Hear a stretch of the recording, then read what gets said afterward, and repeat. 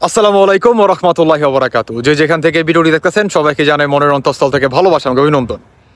দর্শক বন্ধুরা, আমেরিকার ডোনাল্ড ট্রাম্প এবং ভারত মিলে চিন্ময় কৃষ্ণ দাসকে, ব্রেকিং নিউজ, চিন্ময় কৃষ্ণ দাসকে যদি আপনার ছাড়া না হয় বা জামিন না দেওয়া হয় বা একের পর এক যদি এই ধরনের পদক্ষেপ প্রতিনিয়ত আপনার ডক্টর মোহাম্মদ ইউনূস এবং অন্তর্বর্তীকালে সরকার যদি নিয়েই থাকে তাহলে গৃহযুদ্ধ লাগতে পারে। এই ধরনের একটি আভাস বা এই ধরনের একটি ইঙ্গিত ভারতের বিজেপি কিংবা ভারতের অনেক আপনার বড় বড় যে নেতাকর্মীরা আছে কলকাতার ভিতরে, তারা কিন্তু একের পর এক কিন্তু দিয়ে যাচ্ছে।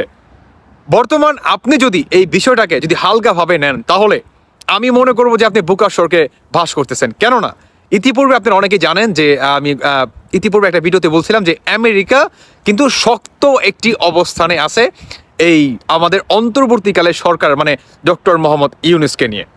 এটা কিন্তু আপনারা অনেকেই জানেন। শুধু এটাই না,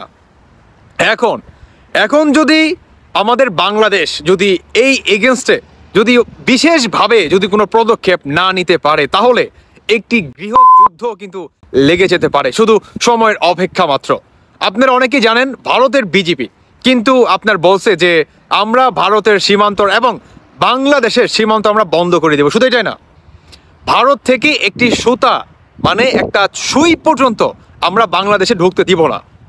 শুধু এটাই না, বাংলাদেশের কোনো মানুষ চিকিৎসা নেওয়ার জন্যই ভারতে আসতে পারবে না, সে যদি মারাও যায় তারপরও না, মানে টোটালি ব্যান্ড। এখন আমার কথা হচ্ছে ভাই, যারা নাকি বাংলাদেশে আছেন আপনারা বিষয়টাকে আসলে কতটা হালকাভাবে নিচ্ছেন, আমার প্রশ্ন আপনাদের কাছে। এদিকে আপনার ভারতের মোদি আর ডোনাল্ড ট্রাম্পের সম্পর্ক কিন্তু সুমধুর, আপনারা অনেকেই জানেন। যদি এই চিন্ময় কৃষ্ণকে নিয়ে আপনারা যদি সঠিক তদন্ত বা সঠিক আইনের আওতায় আপনারা নাই আনতে পারেন বা ইনকোয়ারি আপনারা নাই করতে পারেন তাহলে আমার মনে হয় যে ভাই ছেড়ে দেওয়াই ভালো। কারণ আপনাকে চিন্তা করতে হবে বাংলাদেশের যারা নাকি অসহায় মানুষ আছে তারা কোথায় যাবে যদি এই ধরনের কোনো একটা যুদ্ধ লেগেও যায়। কারণ বাংলাদেশের অবস্থা ভালো না তো। এই সমন্বয়করা একের পর এক তারা মনে করেন গাড়ি অ্যাক্সিডেন্ট করে আওয়ামী লীগের নাম দেয়, ওইটা করে আওয়ামী লীগের নাম দেয়, সেইটা করে আওয়ামী লীগের নাম দেয়। মানে এটা করতে কি হয় জানেন, যে আওয়ামী লীগের যারা নাকি আপনার 40% যারা নাকি কর্মী আছে তারা মনে করেন একটা প্রেশারের মুখে পড়ে যায় যে ভাই আমাদের এভাবে করতেছে, তাই না? মানে আপনার তারা ঘর থেকে বের হতে পারে না, কিংবা পুলিশ প্রশাসনের একটা চাপ, বাসায় থাকতে পারে না, রাতে পুলিশ আসে, এইটা করে সেইটা করে, মানে এই ধরনের কিন্তু একটা চাপ আসে। তো একে তো ওই ধরনের চাপ, এর ভিতরে যদি আপনার মনে করেন বহির্বিশ্ব থেকে একটা চাপ আসে, আপনি নিতে পারবেন? বাংলাদেশের সাধারণ মানুষ নিতে পারবে? আমার প্রশ্ন আপনাদের কাছে। তাহলে আপনার এটাই ভালো না যে আপনারা যদি সঠিকভাবে ইনকোয়ারি বা তদন্তের মাধ্যমে যদি আপনারা সে যুক্ত কিনা বা সে জড়িত কিনা যদি আপনারা সেটা নাই বের করতে পারেন তাহলে বহির্বিশ্ব থেকে যে একটা আক্রমণ আসবে সেটা কাউন্টার করার আপনার ক্ষমতা আছে?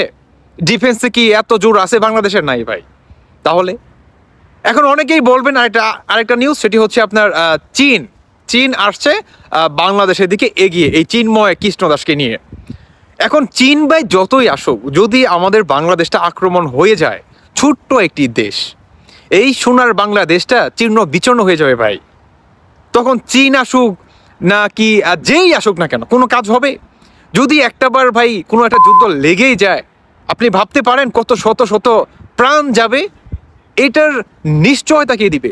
যারা নাকি বর্তমান আপনারা অন্তর্বর্তীকালে সরকারে কিংবা সমন্বয়ক উপদেষ্টা যে বা যারা আছেন, আপনারা তো মনে করেন সেফ একটা জোনে চলে যাবেন, কিন্তু বিপদে পড়বে বা বিপাকে পড়বে বাংলাদেশের সাধারণ প্রতিটি জনগণ, প্রতিটি শিশু যে নাকি আজকে দুনিয়াতে জন্ম নিছে তারও মনে করেন প্রাণ হারাতে পারে। তো এইটার গ্যারান্টি কে দিবে? আপনারা অনেকেই শুনছেন কিন্তু যে একটা অ্যাডভোকেট ভাইয়ের বক্তব্য যে আমরা বর্তমান মানে নিজের জীবনের জানের নিরাপত্তা চাচ্ছি, আমরা স্বাভাবিক মৃত্যুর একটা নিশ্চয়তা আমরা চাচ্ছি। এই নিশ্চয়তা আমাদের কে দিবে? বর্তমান বাংলাদেশে এটাই হচ্ছে যে বর্তমান বাংলাদেশের মানুষ সাধারণ মৃত্যুর নিশ্চয়তা বা গ্যারান্টি চাচ্ছে। এই মানে আপনি বুঝতে পারবেন যে বাংলাদেশটা কতটা ভয়ঙ্কর মুখের দিকে তাকিয়ে আছে বা পড়ে আছে, আপনি এটা কল্পনা করতে পারেন?